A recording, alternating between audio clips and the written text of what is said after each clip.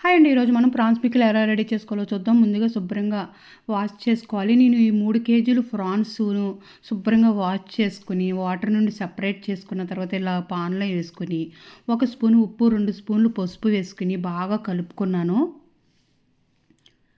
ఇలా బాగా కలుపుకున్న తర్వాత మనం దీన్ని స్టవ్ మీద పెట్టి, ఈ ఫ్రాన్స్‌ను ఉడికించుకుందాము. ఇందులో నుంచి వాటర్ అంతా ఎగిరిపోయే వరకు, వాటర్ అంతా ఆవిరి అయిపోయే వరకు ఈ ఫ్రాన్స్‌ను ముందు ఇలా స్టవ్ మీద ఉడికించుకోవాలి. చూడండి ఎంత వాటర్ వస్తుందో ఫ్రాన్స్‌లోంచి. ఈ వాటర్ అంతా ఎగిరిపోవాలి. చూడండి వాటర్ అంతా శుభ్రంగా పోయింది. ఇప్పుడు ఇందులో 2 గ్లాసులు గానుగ నూనె వేసుకున్నాను. గానుగ నూనె వేసుకొని చేసుకుంటే ఏ పికిలైనా చాలా బాగుంటుంది. ఇప్పుడు 2 గ్లాసులు, ఒక అర లీటర్ ఫుల్ ఉంటుందండి. ఇలా 2 గ్లాసులు గానుగ నూనె వేసుకొని డీప్ ఫ్రై చేసుకుందాము.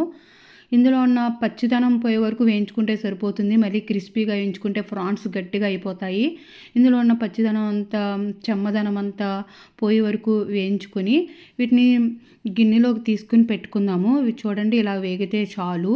ఇలా గిన్నెలోకి తీసుకుని పెట్టుకుని అదే నూనెలో ఫ్రెష్‌గా మిక్సీ పట్టుకున్న అల్లం వెల్లుల్లి పేస్ట్ 2 స్పూన్లు, పెద్ద స్పూన్లు అల్లం వెల్లుల్లి పేస్ట్ కూడా పచ్చి వాసన లేకుండా దోరగా వేయించుకున్నానండి.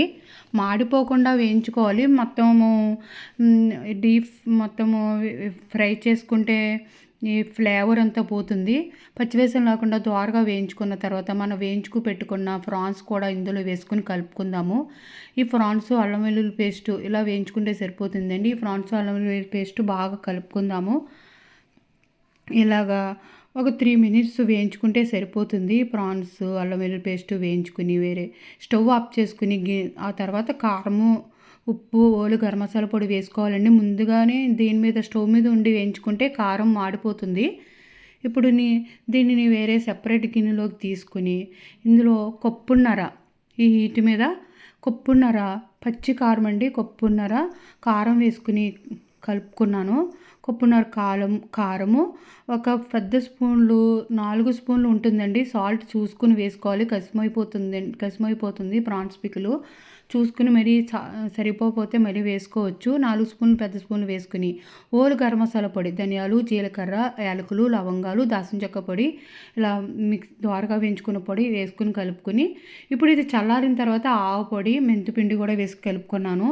ఇలా 10 నిమ్మకాయలు తీసుకుని పులుపు వేసుకోవాలి. పులుపు సరిపోతే మళ్ళీ ఇంకో 2 నిమ్మకాయలు వేసుకోవచ్చండి. 10 నిమ్మకాయలు వేసుకున్నాను. చల్లారిన తర్వాత కలుపుకుంటే ఎంతో టేస్టీ మన ప్రాన్స్ పికిల్ రెడీ అయిపోతుంది. మీరు కూడా ఒకసారి ట్రై చేయండి. చాలా చాలా బాగుంటుంది. మీకు కనుక వీడియో నచ్చితే లైక్ చేయండి, షేర్ చేయండి, సబ్స్క్రైబ్ చేయండి.